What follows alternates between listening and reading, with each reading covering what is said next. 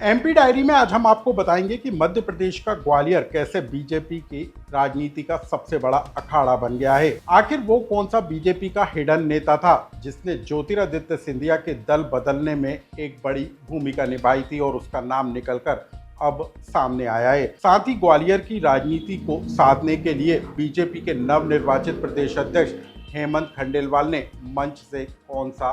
बड़ा संदेश दिया है। नमस्कार, मैं हूं अनुराग श्रीवास्तव और आप देख रहे हैं एमपी डायरी।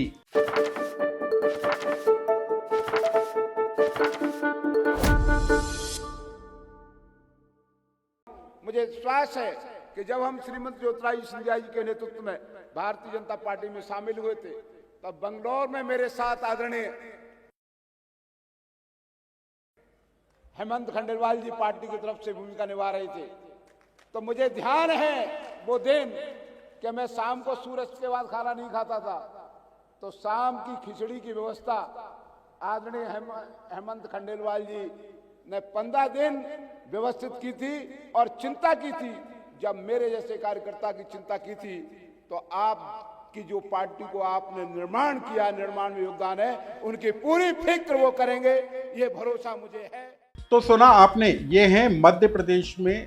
राज्य सरकार के मंत्री प्रद्युम्न सिंह तोमर, जो कि सिंधिया के सबसे करीबी माने जाते हैं। और प्रद्युम्न सिंह तोमर ने मंच से बता दिया कि 2020 में जब वो ज्योतिरादित्य सिंधिया के साथ कांग्रेस छोड़कर बीजेपी में शामिल हुए थे और जब सिंधिया के साथ उनके समर्थकों के साथ प्रद्युम्न सिंह तोमर बेंगलुरु पहुंचे थे, तब उनके निगरानी करने वाले जो नेता थे वो मध्य प्रदेश में बीजेपी के नेता हेमंत खंडेलवाल थे। मध्य प्रदेश में सिंधिया के दल बदलने को लेकर अब तक जफर इस्लाम जैसे नेताओं के साथ मध्य प्रदेश के नेता अरविंद भदौरिया और नरोत्तम मिश्रा का नाम निकलकर सामने आता था, लेकिन उसके अलावा भी बीजेपी के कई ऐसे नेता थे जिन्होंने सिंधिया के दल बदलने में एक बड़ी भूमिका निभाई थी और उसमें हेमंत खंडेलवाल का भी नाम शामिल था। यानी कि हेमंत खंडेलवाल जो बीजेपी के नेता थे, उन्होंने बेंगलुरु में सिंधिया और उनके समर्थकों पर निगरानी करने का काम किया था और उनकी देखरेख में ही होटल में जो है तमाम सिंधिया के समर्थक रुके हुए थे और उनके साथ वो लगातार संपर्क में थे। और इसका खुलासा खुद ऊर्जा मंत्री प्रद्युम्न सिंह तोमर ने मंच से कर दिया। लेकिन आखिर प्रद्युम्न सिंह तोमर को ये कहानी बताने की ज़रूरत क्यों पड़ी, इस कहानी को भी जान लीजिए। दरअसल बीजेपी के नवनिर्वाचित प्रदेश अध्यक्ष हेमंत खंडेलवाल संगठनात्मक बैठकों को लेकर ग्वालियर पहुंचे थे और यहाँ पर बरसते पानी के बीच में हेमंत खंडेलवाल ने भाजपाइयों के साथ बैठक की और जब मंच से कार्यक्रम हुआ तब प्रद्युम्न सिंह तोमर ने इस बात का जिक्र करते हुए ये जताने की कोशिश की कि सिंधिया के रिश्ते हेमंत खंडेलवाल जो कि बीजेपी के अध्यक्ष हैं उनके साथ पुराने हैं और ऐसे में बीजेपी अब नई ऊंचाइयों को छूती हुई नजर आएगी। मतलब साफ था कि प्रद्युम्न सिंह तोमर हेमंत खंडेलवाल के साथ सिंधिया और उनके रिश्तों को मंच से बताने की कोशिश करते हुए नजर आ रहे थे। लेकिन अब आप जान लीजिए कि इसकी ज़रूरत क्यों पड़ रही है, क्योंकि ज्योतिरादित्य सिंधिया भले ही कांग्रेस छोड़कर बीजेपी में आ गए हों और उसके बाद ये कहा जा रहा हो कि ग्वालियर चंबल के इलाके में बीजेपी पहले से ज़्यादा मजबूत हुई है, लेकिन बीते दिनों कुछ ऐसे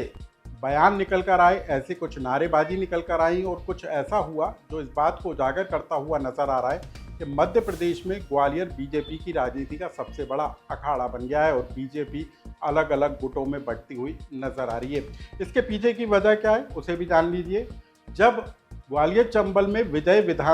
विजयपुर विधानसभा सीट का उपचुनाव हुआ तब ज्योतिरादित्य सिंधिया को चुनाव प्रचार में नहीं भेजा गया और वहां पर बीजेपी को हार का सामना करना पड़ा। और इसके बाद सवाल उठा कि सिंधिया चुनाव प्रचार के लिए क्यों नहीं गए। तब सिंधिया ने ही बयान देकर ये साफ जताया कि जब पार्टी ने उन्हें चुनाव प्रचार की जिम्मेदारी नहीं दी तो वो प्रचार के लिए कैसे जाते। यहाँ पर पार्टी ने सिंधिया को दरकिनार करने की कोशिश की थी। लेकिन बीते दिनों ग्वालियर चंबल गुना ग्वालियर से बेंगलुरु के लिए जो ट्रेन शुरू की गई उसके श्रेय लेने की कोशिश में स्थानीय सांसद ग्वालियर से स्थानीय सांसद भारत सिंह कुशवाहा और केंद्रीय मंत्री ज्योतिरादित्य सिंधिया के बीच क्रेडिट की लड़ाई जोर शोर के साथ चलती हुई नजर आई। और जब